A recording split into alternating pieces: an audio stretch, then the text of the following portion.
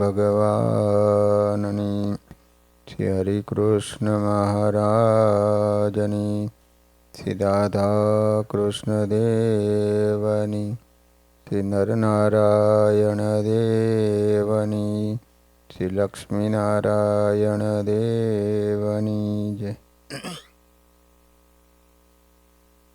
બધા જ હરિભક્તોને ઘણા ભાવથી જય સ્વામિનારાયણ.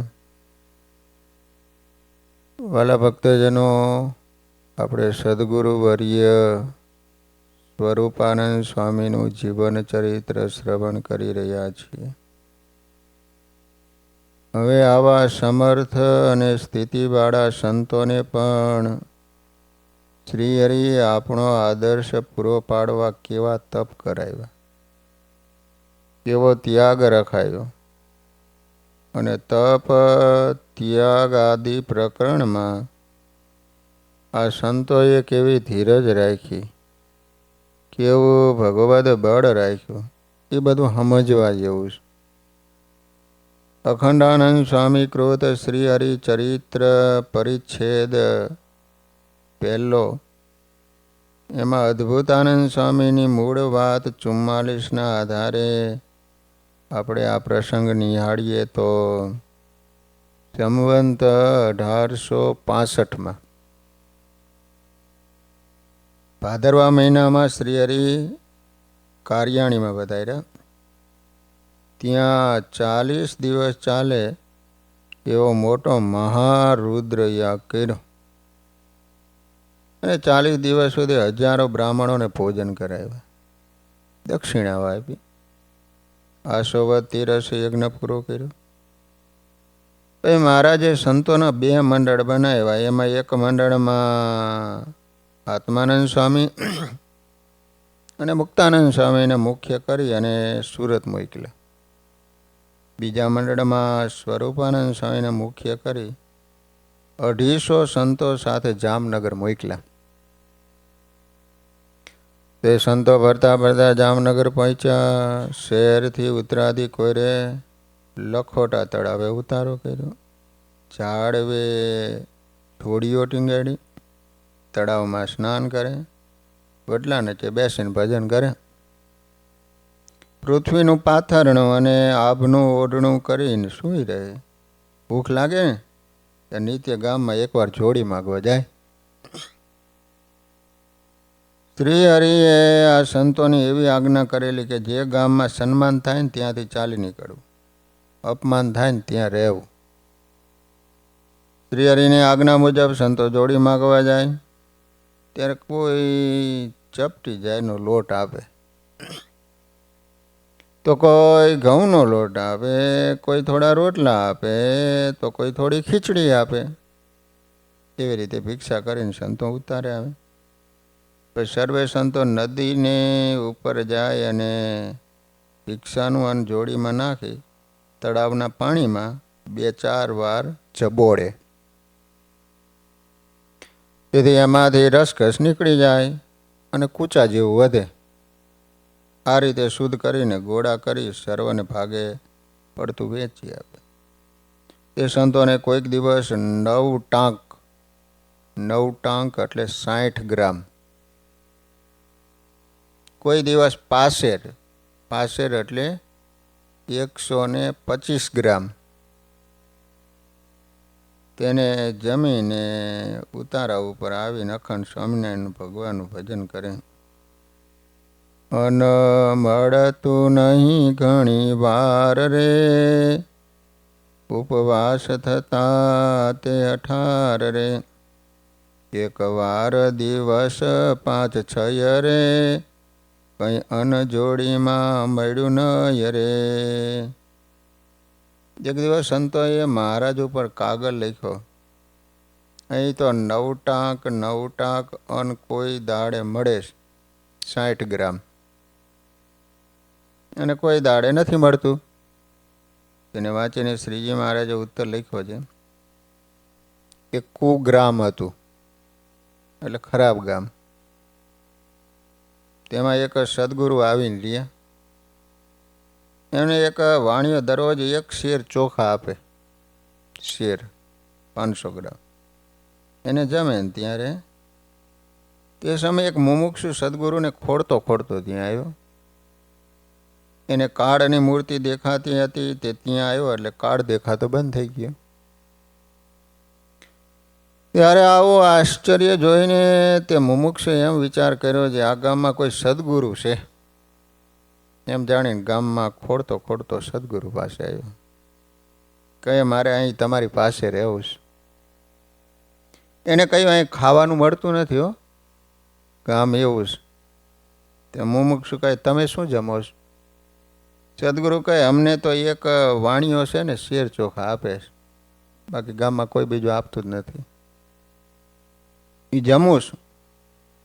ત્યારે મુમુક્ષુ કહે હું હાંડલીનું ધોરામણ પીને રહીશ.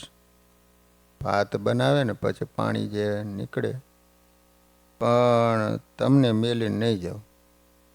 પછી હાંડલીમાં ચોખા રાંધે, એ ગુરુ જમે અને હાંડલીનું ધોરામણ પી અને મુમુક્ષુ રહે. ત્યાં બીજો મુમુક્ષુ આવ્યો. તે માત્ર ચોખાનું ધોરામણ પીને સદગુરુ પાસે રહ્યો. ત્યાં ત્રીજો મુમુક્ષુ આવ્યો. એ માત્ર સદગુરુ જમી એના પાત્રનું ધોરામણ પીને રહ્યો. કેવી રીતે ત્રણેય જણને ખપ હતો તો સદગુરુ પાસે રહ્યા. અને તમને 9 કે પાસેરણ તો મળે છે ને, મહારાજે સામે પત્ર આવો લખ્યો, આટલું તો તમને મળે છે એમ. બોલાને તો પાત્ર જમી લીધા ભાઈ ધોવે ને ઈ પીને રહેતા હતા. લો એવો શ્રીહરિ એક કાગળનો ઉત્તર લખીને સંતો પર મોકલો. એ સર્વે સંત ભેગા થઈને કાગળ વાંચીને મહાહરખ પામ્યા અને ઉત્સાહથી ભજન કરવા લાગ્યા. દેહ પડવો હોય તો ભલે પડી જાય, પરંતુ શ્રીહરિને રાજી કરી લેવા છે. આવી ત્યાગ વૈરાગની ખુમારી સંતોને ચડ્યો. ત્યાગ વિરાગની ટેકથી ભજન કરે દિન રાત. કેફ ચડ્યો પ્રભુ પ્રગટનો અમને મળ્યા સાક્ષાત.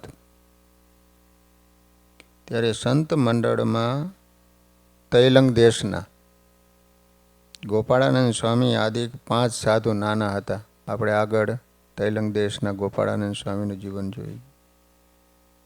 એમને સ્વરૂપાનંદ સ્વામીને એમ કહ્યું જે આ નદીમાં લોકોએ મૂળા ધોયા છે, એના પાકા પાંદડા પીળા રહ્યા છે, એને તમે કહો ને તો અમે ગોળામાં નાખીને જમીએ.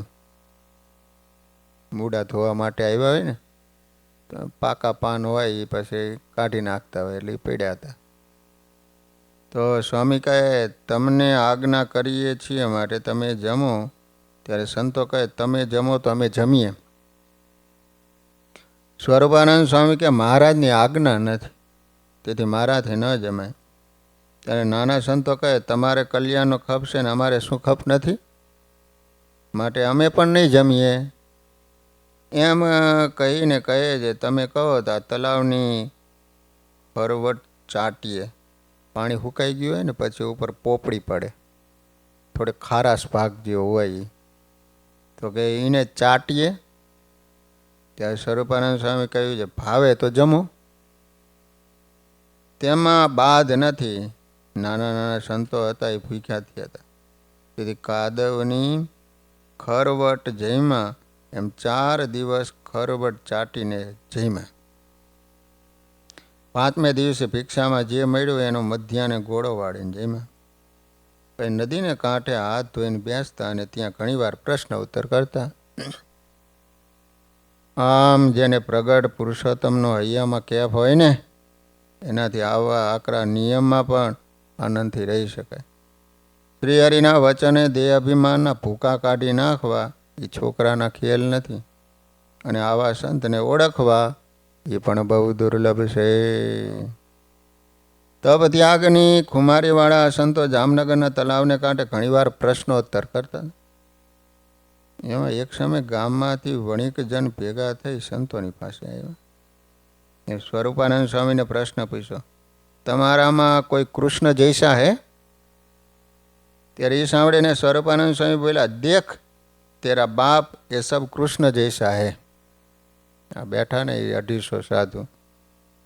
એવું જ્યાં સ્વામીએ કહ્યું ને તરત તે સમયે સર્વે વાણિયાઓ 250 સંતોને કૃષ્ણ રૂપે દેખતા હતા. આવો ચમત્કાર તો જેના સંતના વચનમાં હતો. ત્યારે એમના નિયંતા એવા જે સહજાનંદ સ્વામી એમને વિશે અનંત પ્રકારના આશ્ચર્ય હોય એમાં તો શું કહેવું, એ તો હોય જ. હવે બન્યું એવું કે એક દિવસ જામ સાહેબના દિવાન હરિદાસ સાહુકારો સાથે સંતોના દર્શને આવ્યા. ત્યારે એ સમયમાં જામનગરના રાજા જામ સાહેબ હતા. એનો દિવાન હતો ને એ હરિદાસ હતો. સંતોના દુર્બળ શરીર જોઈને કહે, કોઈ સારા સ્થાનમાં રહી ખોરાક લ્યો, શા માટે ટાઢ તડકો સહી દેહને દમો છો? અમે અન્ન આપીએ, સુખેથી જમો. કેમ જે ભિક્ષામાં તો તમને કોઈ આપતું નથી. એવું એનું વચન સાંભળીને સ્વરૂપાનંદ સ્વામી કે, દિવાનજી, અમે સ્વામિનારાયણ ભગવાનના સંત છીએ. અવતારી સ્વામિનારાયણ ભગવાનની આજ્ઞાથી અનેક જીવનું કલ્યાણ કરવા માટે ભૂમિ ઉપર ફરીએ છીએ. એને રાજી કરવા તપ કરીએ છીએ અને જીવોના કલ્યાણ કરીએ છીએ. એવું સ્વરૂપાનંદ સ્વામીનું વચન સાંભળીને સંતનો મહિમા જેને નથી એવા દિવાન હરિદાસ કે, જીવોનું કલ્યાણ કરવું તે શું તમારા હાથમાં છે?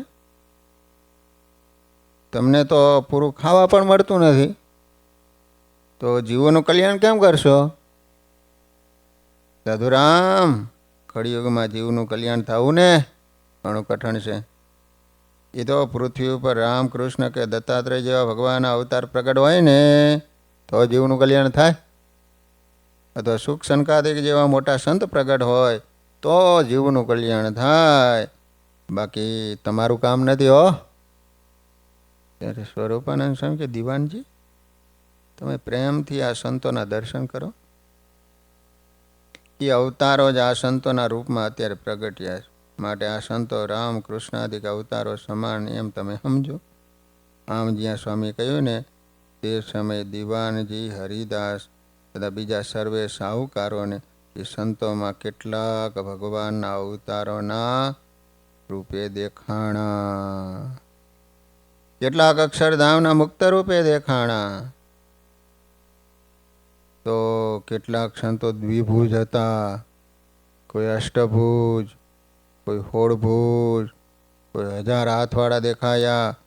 એમના ચરણ કમળમાં શુભ રેખાઓ હતી. હાથમાં શંખ ચક્ર ગદા વગેરે દિવ્ય આયુધો ધારણ કર્યા હતા. કમરે રેશમી પીતાંબર પહેર્યા હતા. અસ્તરે મુગટ ધારણ કર્યા હતા. કાનમાં કુંડળ પહેર્યા હતા. કમરે કંદોરો બાંધ્યો હતો. ભુજા ઉપર બાજુબંધ અને ચરણોમાં ઝાંઝર શોભતા હતા. કરોડો સૂર્ય ચંદ્ર અને અગ્નિના તેજને ઝાંખા કરે એવા તેજસ્વી સંતોને જોયા હો. અનંત સિદ્ધિઓ, ઐશ્વર્યો, પાર્ષદો અને શક્તિઓ એની સેવામાં હાજર હતા. આ રીતે દિવાન હરિદાસ તથા સાથે વણિક સાહુકાર લોકોએ એક મુહૂર્ત એટલે 48 મિનિટ સંતોના દર્શન થયા. આ રીતે બધા સાધુને અવતારો અને મુક્તોના સ્વરૂપે જોયા ને તેને સ્વામિનારાયણીય સંતોનો મહિમા સમજાણો. પડ્યા સંતના પગમાં ને સ્તુતિ કરી અપાર, જીવના કલ્યાણ કરવા તમે લીધા અવતાર. મુનિવર્યો ક્ષમા કરજો, આપ છો અતિ મહાન. અમ અપરાધ માફ કરી અમનો રૂડું જ્ઞાન. લો એ કે તમે કલ્યાણ કરે એવા છો હે સ્વામી, અમે તમારા શરણે છીએ. તમે મહાન છો, ત્યાગ વૈરાગની મૂર્તિ સમાન છો. અમારા અપરાધને ક્ષમા કરો, અમારું સંસારના ભયથી રક્ષણ કરો. આમ સંતોની સ્તુતિ કરી હો. સ્વરૂપાનંદ સ્વામી શ્રી હરિનો મહિમા સમજાયો સ્વરૂપાનંદ સ્વામીએ અને વર્તમાન ધરાવ્યા. શ્રી હરિના આશ્રિત કર્યા. દિવાન શહેરમાં ગયા. ત્યાંના રાજા જામ સાહેબને પોતાના અનુભવની વાત કરી હો. તે સાંભળીને જામ સાહેબને એમ થયું, ઓહો, આવા સંતો મારે ગામને પાદર ઉતર્યા છે, મારે દર્શન કરવા જવું જોઈએ. હો, હા વિચારીને બીજે દિવસે જામ સાહેબ સંતોના દર્શન માટે આવ્યા. સંતોના દર્શનની અંતરમાં શાંતિ થઈ ગઈ. ભાઈ રાજાએ જાસૂસને પૂછ્યું કે આટલા સાધુ ક્યાં જમે છે? જાસૂસ કહે કે ભિક્ષા કરે છે. ત્યારે રાજાએ કહ્યું છે આટલાનું ભિક્ષામાં પૂરું કેમ થાય છે? એમ કહીને કહે છે સવારે આપણી રસોઈ છે એમ કહો. તે જાસૂસે આવીને સ્વરૂપાનંદ સ્વામીને કહ્યું સવારે રાજાની રસોઈ છે. તે વાતને સાંભળીને સ્વરૂપાનંદ સ્વામી કહે અમારા મહારાજની રસોઈ લેવાની આજ્ઞા નથી. જાસૂસ સંતોને કહે છે રાજાની રસોઈ લેવી પડશે. સ્વામી કહે તમારું ગામ પડી રહ્યું, બીજે ગામ જઈશું. એવું સાંભળીને જાસૂસે આવીને રાજાને કહ્યું છે એ તો આવું કહે છે. તે વાતને સાંભળી રાજા કહે એમને કુરાજી ન કરવા. તમે એમની પાસે જઈને એમ કહો છે અમે તમારી વાતમાં કંઈ સમજતા નથી, પણ અમારું અન્ન તમારે મોઢે આવે ને એવો અમને ઉપાય બતાવો. એમ કહીને જાસૂસને ફરીથી સ્વરૂપાનંદ સ્વામી પાસે મોકલો. અને જાસૂસે જેવું રાજાએ કહેવરાયું ને એવું સ્વરૂપાનંદ સ્વામીને કહ્યું. સ્વામી કહે છે ગામમાં સાધુ જોડી માગવા સારું આવે ત્યારે જે જોડીમાં અન્ન નાખશો ને એ સંતો જમશે. એ વાતને જાસૂસે રાજા પાસે આવીને વાત કરી. તેને સાંભળીને રાજાએ નવી બાજરી દળાવીને લોટ મોદી ખાને તૈયાર રખાયો. ગોળની ભેલીઓ અને થીનું ઘી તૈયાર રખાવી દરવાજે માણસને ઊભા રાખ્યા. અને કહે છે આ સાધુ ગામમાં જોડી માગવા સારું આવે ને ત્યારે સાધુને મોદી ખાને તેડી લાવીને લોટ તથા ઘી તથા ગોળની ભેલીઓ આપજો અને કાંસળી બંધાવીને ઉતારે મેલવા સારું જજો. એવી રીતે સાધુ જોડી માગવા જાય એમને સર્વને એ રીતે ગાંસડી બંધાવીને ઉતારે મોકલે. તેને જોઈને સ્વરૂપાનંદ સ્વામીએ સાધુને પૂછ્યું આ ક્યાંથી લાવ્યા? સાધુએ કહ્યું રાજાએ દરવાજે માણા ઊભા રાખ્યા. તે મનુષ્ય મોદી ખાને લઈ જઈને આપે તે અમે લાવ્યા છે. ત્યારે સ્વરૂપાનંદ સ્વામી કહે છે મહાપુરુષો કુલેર કરીને ઠાકોરજીને નૈવેદ્ય ધરીને જમો. એવી રીતે 6 દિવસ રાજાએ સાધુને જમાડ્યા. પછી સ્વરૂપાનંદ સ્વામી કહે છે ગામ ચેત્યું, હવે ઉઠો મહાપુરુષો, આપણે અહીં રહેવું નથી. કેમ છે મહારાજની આજ્ઞા છે કે જ્યાં સન્માન થાય ત્યાંથી ચાલતા થવું. ગુજરાતમાં મહારાજ જેતલપુરમાં યજ્ઞ કરવાના છે, માટે ચાલો સૌ જેતલપુર જઈએ. એમ કહીને સર્વે સંત મંડળીને સ્વરૂપાનંદ સ્વામી ત્યાંથી ચાલી નીકળ્યા. આપણને તો જ્યાં સન્માન થાય ત્યાં જ મજો આવે. 250 સંત મંડળ સાથે સ્વામી ગામો ગામ ફરતા અનેક લોકોને પાવન કરતા હતા. ફરતા એક દિવસ રસ્તામાં વચ્ચે નિત્યાનંદ સ્વામી બહુ ભૂખ્યા હતા.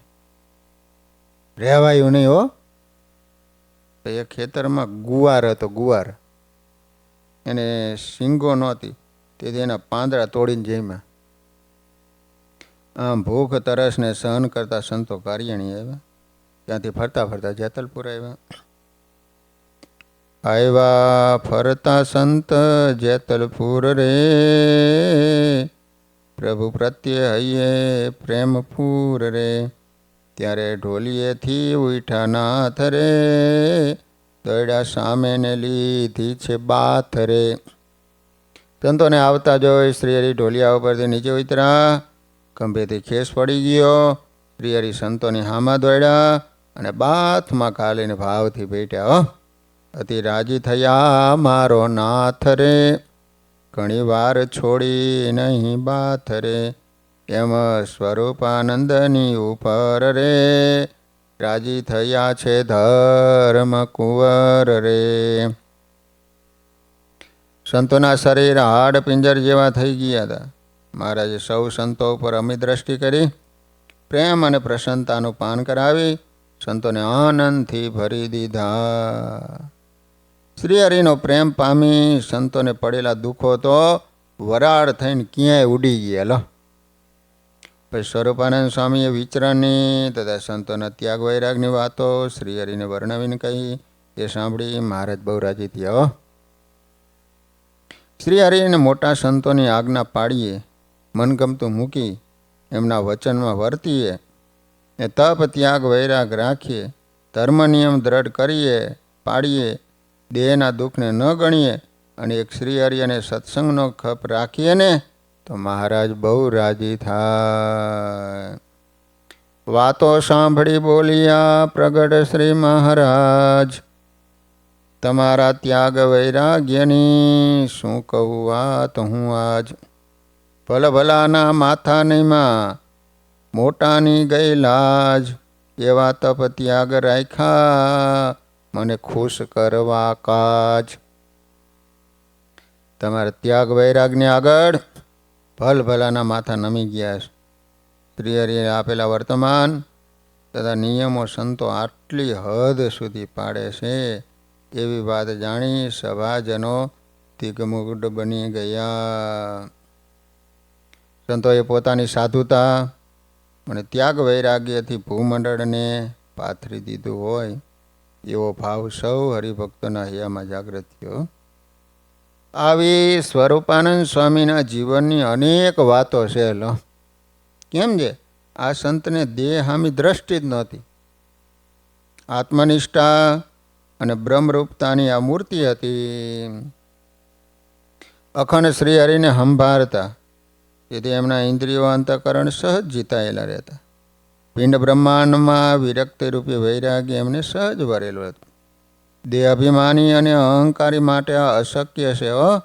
માટે આપણે પણ શ્રીહરિને રાજ્ય કરવા અહમ આસક્તિને તોડી દિલ હરિમાં જોડવું, દેહ ભાવ ઉડાડવો, આત્મા હરિમાં લગાડવો તો જ અલૌકિક આનંદની અનુભૂતિ થશે. જેતલપુરમાં આ સમયે મોટો યજ્ઞ ચાલી રહ્યો હતો. નિત્ય શ્રીહરિ હજારો બ્રાહ્મણોને જમાડતા. યજ્ઞમાં દેવી આસુરી બંને પ્રકારની વૃત્તિવાળા બ્રાહ્મણો આવ્યા હતા. એક દિવસ આસુરી વૃત્તિના બ્રાહ્મણો ઈર્ષાને કારણે સત્સંગનું ભૂંડું દેખાડવા ઘી ખૂટ્યું એમ બૂમો પાડવા માંડ્યા. આનંદાનંદ સ્વામી તત્કાળ શ્રીહરિની પાસે આવીને વાત કહી ત્યારે મંદ મંદ હસતા મહારાજ આસનેથી ઊભા થયા. સ્વામીને કહે ઘી ખૂટે નહીં, ચાલો આપણે ત્યાં જઈએ એમ કહી સંતો સાથે રસોડામાં આવ્યા. રસોડાને ત્યાં જઈને મહારાજે રસોઈયાને પૂછ્યું, શું ઘી નથી? તો કે ના મહારાજ, બિલકુલ નથી. જે હતું એ બધું બ્રાહ્મણોને આપી દીધું. ત્યારે સમીપે ઉભેલા સ્વરૂપાનંદ સ્વામી સામું જોઈને શ્રીહરિ બોલ્યા, મુનિરાજ, આ ઘી ખૂટ્યું એમાં તમારી આબરૂ ગઈ કેમ છે? તમે આ રસોડામાં મુખ્ય છો. ત્યારે મહારાજ સાથે મીઠો સંવાદ કરતા સ્વરૂપાનંદ સ્વામી કહે, હે નાથ, હું તો મારા આત્માને બ્રહ્મરૂપે અખંડ અનુભવું છું અને આપના ચરણની ઉપાસના કરું છું. માટે બ્રહ્મરૂપ એવો હું તે મારી આબરૂ ન જાય. અને આ યજ્ઞના આગેવાન તો લક્ષ્મીજી છે. માટે ઘી ખૂટે તો આબરૂ તો લક્ષ્મીજીની જાય. સ્વામીને આવું વચન સાંભળી હસતા હસતા શ્રીહરિ કહે, કોઈની આબરૂ નહીં જાય એમ કહી ખાલી પડેલા ઘીના કુડલાને ધીરેથી હોટી અડાડીને કહ્યું, જુઓ તો ખરા, આમાં ઘી છે, આમાં ઘી છે. ત્યારે ભક્તોએ કુડલાનું મોઢું ખોલીને જોયું ને તો આખું ઘીથી ભરેલું હતું. તેથી સૌ ભક્તો વિસ્મય પામ્યા. પછી તો મહારાજ કહે, આ કુડલામાં ઘી છે, આમાં પણ ઘી છે એમ કહીને જેટલા ઘીના ખાલી કુડલા હતા એમને હોટી અડાડી બધા જ કુડલા ઘીથી ભરાઈ ગયા. પછી મહારાજ કે હવે બ્રાહ્મણને જોઈએ ને એટલું ઘી આપવા માંડો. જો નદીમાં પાણી ખૂટે ને તો હવે યજ્ઞમાં ઘી ખૂટે. આમ મહારાજે સ્વરૂપાનંદ સ્વામી સાથે મીઠો સંવાદ કરી જેતલપુર યજ્ઞમાં ઘીના કુડલા અખૂટ કરેલા. આવા તો સ્વામીજીના જીવનમાં અનેક પ્રસંગો છે. મહારાજ આવા સંતોને પોતાનો અલૌકિક આનંદ આપવા અનેક લીલાઓ કરતા હો. પોતાનો પ્રૌઢ પ્રતાપ જણાવતા અને સૌને સુખી કરતા. અને સ્વામીને પણ શ્રીહરિની પૂર્ણ પ્રતીતિ હતી. તેથી તો અખંડ મહારાજની મૂર્તિ સામું જોઈ રહેતા. પ્રતાપ પ્રગટ પર બ્રહ્મનો વિખ્યાત છે જગમાય. આવા પરચાય અનેક છે જે કહેતા ન કહેવાય. આવ્યા પ્રભુ આ અંડમાં તેદીથી લીલા લહેર. સર્વે થયા છે સુખિયા તે સર્વોપરીની મેર. શ્રી હરિ આવો એક જ પરચો નથી આપ્યો. આવા તો અનેક પરચા આપ્યા. અનંત ઐશ્વર્ય જણાવ્યા. એનું કોઈ માપ જ થઈ શકે ને. ભક્ત ચિંતામણીના પરચા વિભાગમાં તથા ઉત્તર હિન્દુસ્તાનના પરચામાં શ્રીહરિએ પોતાના સંતો ભક્તો અને આચાર્યો દ્વારા જણાવેલું અમોઘ ઐશ્વર્યનું અપાર રીતે વર્ણન કરેલું છે. શ્રીજી મહારાજ વખતે મહારાજ સંતોને જે દેશમાં જવાની આજ્ઞા કરતા ને ત્યાં સંતો દેહ અભિમાનનો અને મનગમતાનો પ્રલય કરીને જતા. એ સંતોને શ્રીહરિની મૂર્તિ જ પોતાનું જીવન હતું. ખંભે જોડી અને હૈયામાં હરિની મૂર્તિ રાખી સંતો ધરતી ઉપર વિચરતા. ભિક્ષામાં જે મળે એ જમતા અને મુમુક્ષુને ગોતીને સ્વામિનારાયણ ભગવાનની આજ્ઞા ઉપાસનાની દ્રઢતા કરાવતા. અક્ષરધામના મુક્ત સમા અડીખમ સંતો હતા હો. શ્રીહરિ જ્યારે ઉત્સવ સમયમાં તેડાવે ને ત્યારે સંતો સમંડળ આવતા. શ્રીહરિ એમને સન્માનવા ઘોડે ચડીને સામે જતા. સંતોને દંડવત કરતા. બાથમાં ઘાલીને ભેટતા. હેતની ગંગામાં નવડાવતા. પ્રેમથી પીરસીને જમાડતા. માથે દૂધપાક રેડતા. રાસ અને રંગે રમાડતા અને સંતોને લીલા લહેર કરાવતા. તેથી સર્વત્ર બ્રહ્માનંદ લહેરાતો. શ્રીહરિની આજ્ઞા મુજબ એકવાર સ્વરૂપાનંદ સ્વામી નિમાડ દેશ એટલે મધ્યપ્રદેશ MP તો ગામડા ફરવા ગયા. એમના દર્શનથી જ અનેક લોકોને સત્સંગ થયો. પછી સંતો સાથે સ્વામી નાગડકા આવ્યા. નાગડકા ત્યારે મારે સુરાખાચરના દરબારમાં લીંબ તરુ નીચે સભા કરીને બિરાજમાન હતા. લીમડાની છાયામાં સંતો ભક્તોની સભા ભરાઈને બેઠી હતી. કારણ કે સુરાખાચર 2 ગામના ગામ ધણી હતા, લોહિયા અને નાગડકાનો. એવામાં નિમાડ દેશને પાવન કરીને પાછા આવેલા સ્વરૂપાનંદ સ્વામી મહારાજને દંડવત પ્રણામ કરવા લઈ ગયા. મહારાજ ઊભા થયા. સ્વામીને બાથમાં ભેટ્યા. મીઠા વેણથી બોલાવ્યા. પ્રેમથી પાસે બેસાડ્યા અને હેતથી નિમાડ દેશના સમાચાર પૂછતા કહ્યું, દૂર દેશમાં વિચરણ કરીને આવ્યા તો એ દેશમાં મનુષ્ય કેવા છે? ત્યારે સ્વરૂપાનંદ સ્વામી ધીરારેણ બોલ્યા છે, મહારાજ મનુષ્ય તો લીંબડી કે નીચે દેખા હૈ, બીજે મનુષ્ય તો નહીં હે. ત્યારે મહારાજ કહે છે, દેશ ફરીને આવ્યા અને મનુષ્ય તો દીઠા નહીં. ત્યારે સર્વે સંતોએ કહ્યું કે મહારાજ સ્વામીએ મનુષ્યને જોયા નહીં તો કલ્યાણ કેના કર્યા હશે? ત્યારે શ્રીજી મહારાજ બોલ્યા, સંતો તમે તો બીજાને નિયમ ધરાવો, ઉપદેશ આપો, વર્તમાન પડાવો ને ત્યારે કલ્યાણ થાય. અને સ્વરૂપાનંદ સ્વામીના તો દર્શને કરીને જીવોના કલ્યાણ થાય. એવા સાધુ છે. આવો સ્વામીનો મહિમા શ્રીહરિએ નાગડકાની સભામાં સૌ સંતોને સ્પષ્ટ કહ્યું. અને સ્વામીને કોઈ મનુષ્ય દેખાણા જ નહીં. એનો શું અર્થ સમજવો? તો એના 2 અર્થ થાય. એક, સ્વરૂપાનંદ સ્વામીની દ્રષ્ટિ પિંડ બ્રહ્માંડથી પાર વર્તતી હતી. તેથી સ્વામીને એક મહારાજની મૂર્તિ સિવાય બીજું કાંઈ દેખાતું જ નહોતું. જ્યાં જ્યાં સ્વામીની વૃત્તિ જાય ત્યાં ત્યાં તેને મહારાજની મૂર્તિ દેખાતી હતી. આવા એ સ્થિતિવાળા સાધુ હતા. લો, તેથી એને કહ્યું કે મહારાજ, મનુષ્ય તો લીમડે કે નીચે હી હે, અર્થાત મહારાજ સિવાય બીજો કોઈ મનુષ્યાકાર એમને દેખાણો જ નહોતો. બીજો અર્થ એ થાય કે સ્વરૂપાનંદ સ્વામીના હૃદયમાં સ્પષ્ટ હતું કે અત્યારે અક્ષરધામના અધિપતિ પૂર્ણ પુરુષોત્તમ સર્વાવતારી સ્વામિનારાયણ ભગવાન પૃથ્વી ઉપર પ્રગટ બિરાજેશ, એમના મુક્ત પ્રગટ બિરાજેશ, એની જેને ઓળખાણ થાય એ જ મનુષ્ય છે. બાકી બધા પશુ સમાન છે. સ્વામી પ્રગટ ઉપાસે સંતો ભક્તોને જ મનુષ્ય સમજતા હતા. જેને સત્સંગ નથી, પ્રગટ શ્રી હરિ કે સંતો ભક્તોની ઓળખાણ નથી, પ્રગટનો આશરો નથી, પ્રગટ પ્રભુને ભજતા નથી અને નમતા નથી, એ બધા મનુષ્ય હોવા છતાં પશુ સમાન છે. અને જેને શ્રી હરિનો આશરો હોય એવા ભક્તોના ભાગ્યનો તો કોઈ પાર નથી. એમને તો મોટા મોટા દેવતાઓ વંદન કરે અને એના ભાગ્યને વખાણે છે. શ્રી હરિએ સભામાં એમ કહ્યું કે સ્વરૂપાનંદ સ્વામીના તો દર્શને કરીને અનંતનું કલ્યાણ થઈ જાય. એનું કારણ શું? તો આ જ વાતને સકારણ ઘનશ્યામ લીલામૃત ઉત્તરાર્ધ તરંગ 56 ભૂમાનંદ સ્વામી કહે છે કે સ્વરૂપાનંદ સ્વામીના જે હરે કરે દર્શનની સંદેહ રે, કોટી જીવોનું થાય કલ્યાણ રે, એવા સમર્થ છે તે પ્રમાણ રે. એનું કારણ સુણો વિખ્યાત રે, અમે કહીએ છીએ સાચી વાત રે.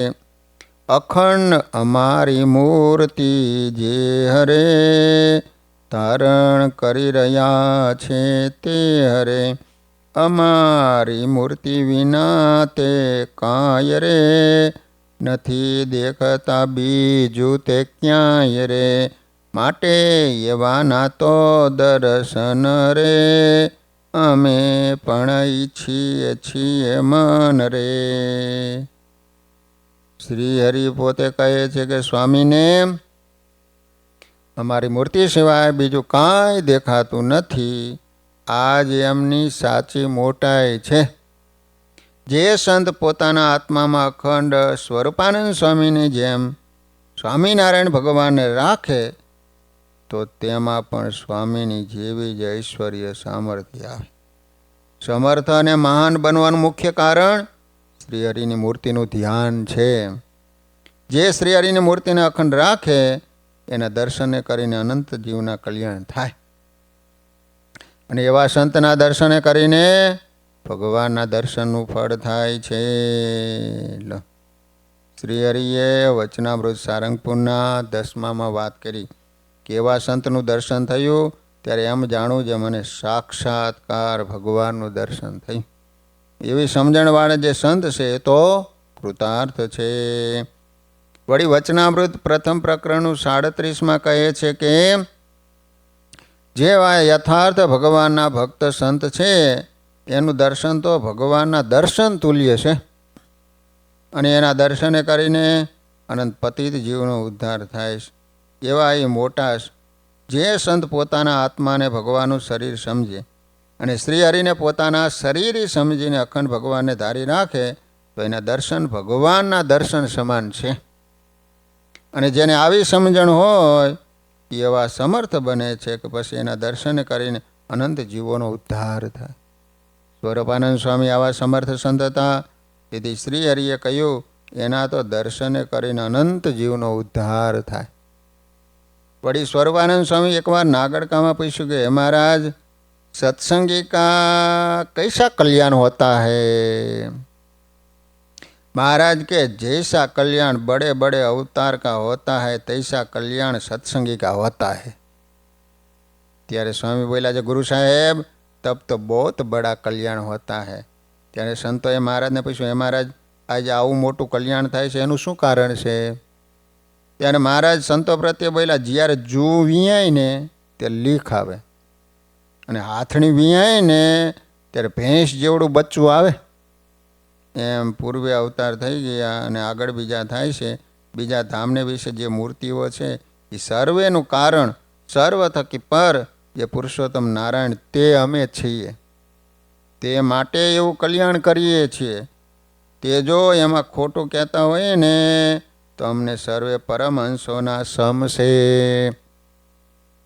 અને આ પ્રગટ પુરુષોત્તમ નારાયણના સ્વરૂપને સમજ્યામાં ખામી રહી જશે તો કલ્યાણમાં બહુ ફેર પડી જશે. પછી દેહ મૂક્યા કેડે ખામી ભાંગશે નહીં. માટે જેમ છે તેમ ઉપાસના સમજજો. અક્ષરાતીત પ્રગટ પુરુષોત્તમનો જેને નિશ્ચય થયો હશે, સર્વેના કારણ જે અક્ષર બ્રહ્મ તે રૂપ પોતાના આત્માને નથી માનતો, એને તો પ્રગટ પુરુષોત્તમનો યથાર્થ નિશ્ચય જ નથી. લો માટે જેને મહિમાએ સહિત પ્રગટ પુરુષોત્તમનો યથાર્થ નિશ્ચય થયો હશે તે તો મૂળ પુરુષથી પર અક્ષર રૂપ પોતાના આત્માને માનીને અનંત કોટી અક્ષર મુક્તોએ સેવ્યા એવા જે અક્ષરાતીત પ્રગટ પુરુષોત્તમ એમની ઉપાસના ભક્તિ કરતો થકો પોતાને પૂર્ણ કામ માને છે. ને આ વાર્તા યથાર્થ એકાંતિક ભગવાનના ભક્ત હોય એને પ્રસંગે કરીને સમજાય છે, પણ પોતાના બુદ્ધિ પડે કરીને તથા શાસ્ત્રે કરીને પણ પોતાની મેળે સમજાતી નથી. સહજાન સ્વયં મહારાજની જય.